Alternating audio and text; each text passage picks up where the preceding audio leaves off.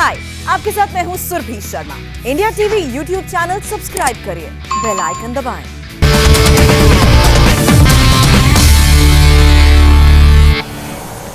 नमस्कार, मैं हूं सौरभ शर्मा। पूरा भारत इस वक्त एक अदृश्य दुश्मन कोरोना की दूसरी लहर से जंग लड़ रहा है। प्रधानमंत्री नरेंद्र मोदी ने आज देश के किसानों से संवाद में कोरोना की दूसरी लहर से मुकाबले की पूरी डिटेल शेयर की। प्रधानमंत्री मोदी ने बताया कि हर भारतवासी कोरोना से कैसे लड़ रहा है। उन्होंने कहा कि बहुरूपिया कोरोना कदम कदम पर परीक्षा ले रहा है, लेकिन भारत हिम्मत हारने वाला देश नहीं है। हम लड़ेंगे और जीतेंगे। कोरोना से जारी जंग में प्रधानमंत्री का आज का संबोधन सुनना बहुत जरूरी है। 100 साल बाद आई इतनी भीषण महामारी कदम कदम पर दुनिया की परीक्षा ले रही है। हमारे सामने एक अदृश्य दुश्मन है और यह दुश्मन बहुरूपिया भी है। और इस दुश्मन के कारण, इस कोरोना वायरस के कारण हम अपने बहुत से करीबियों को खो चुके हैं। बीते कुछ समय से जो कष्ट देशवासियों ने सहा है, अनेकों लोग जिस दर्द से गुजरे हैं, तकलीफ से गुजरे हैं, वो मैं भी उतना ही महसूस कर रहा हूं। देश का प्रधान सेवक होने के नाते आपकी हर भावना का मैं सहभागी हूं। कोरोना की सेकंड वेव से मुकाबले में संसाधनों से जुड़े जो भी गतिरोध थे, वो तेजी से दूर किए जा रहे हैं। युद्ध स्तर पर काम करने का प्रयास हो रहा है। आपने देखा होगा, सरकार के सभी विभाग, सारे संसाधन, हमारे देश के सुरक्षा बल, हमारे साइंटिस्ट, हर कोई दिन रात कोविड की चुनौती का मुकाबला करने में एकजुट है। देश के अलग अलग हिस्सों में तेजी के साथ कोविड अस्पताल बन रहे हैं। नई टेक्नोलॉजी से ऑक्सीजन प्लांट लगाए जा रहे हैं। हमारी तीनों सेनाएं, वायुसेना, नेवी, आर्मी, सभी पूरी शक्ति से एक काम में जुटे हैं। ऑक्सीजन रेल इसने कोरोना के खिलाफ इस लड़ाई को बहुत बड़ी ताकत दी है। देश के दूर सुदूर हिस्सों में ये स्पेशल ट्रेन्स, ये ऑक्सीजन रेल ऑक्सीजन पहुंचाने में जुटी हैं। ऑक्सीजन टैंकर्स ले जाने वाले ट्रक ड्राइवर्स बिना रुके काम कर रहे हैं। देश के डॉक्टर्स हो, नर्सिंग स्टाफ हो, सफाई कर्मचारी हो, एम्बुलेंस के ड्राइवर्स हो, लैब में काम करने वाले सज्जन हो, सैंपल कलेक्ट करने वाले लोग हो, एक एक जीवन को बचाने के लिए 24 घंटे जुटे हुए हैं।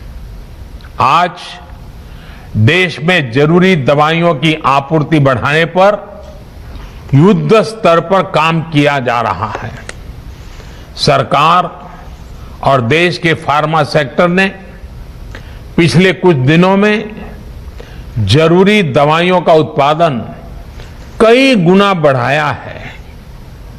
बाहर से भी दवाइयां मंगवाई जा रही हैं। इस संकट के समय में दवाइयां और जरूरी वस्तुओं की जमाखोरी और कालाबाजारी में भी कुछ लोग अपने निहित स्वार्थ के कारण लगे हुए हैं।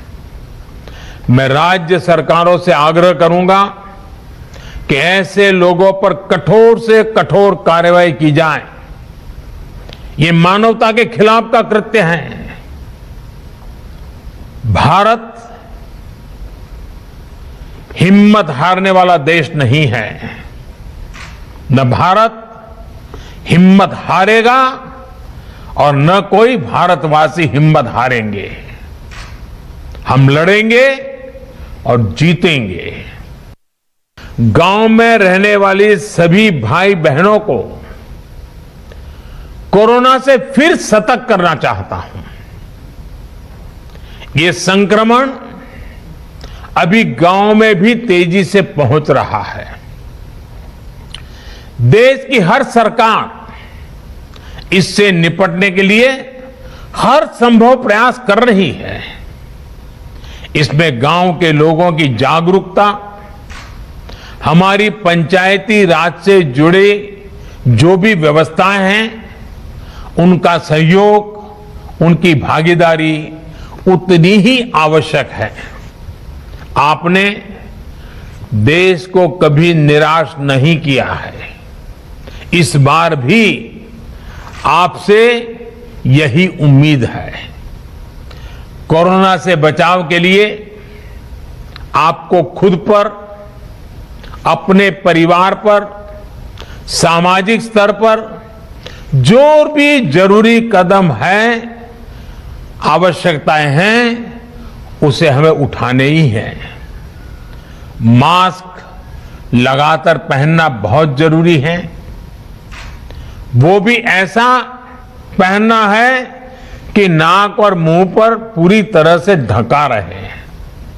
दूसरी बात, आपको किसी भी प्रकार के खांसी, सर्दी, जुकाम, बुखार, उल्टी, दस्त जैसे लक्षणों को सामान्य मानकर नहीं चलना है।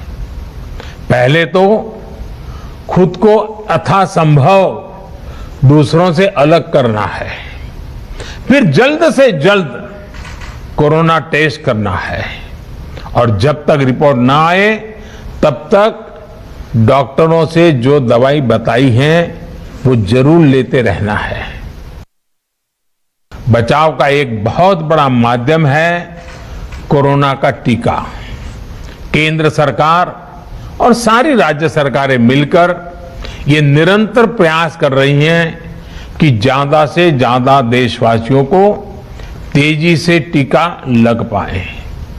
देश भर में अभी तक करीब 18 करोड़ वैक्सीन डोज दी जा चुकी है।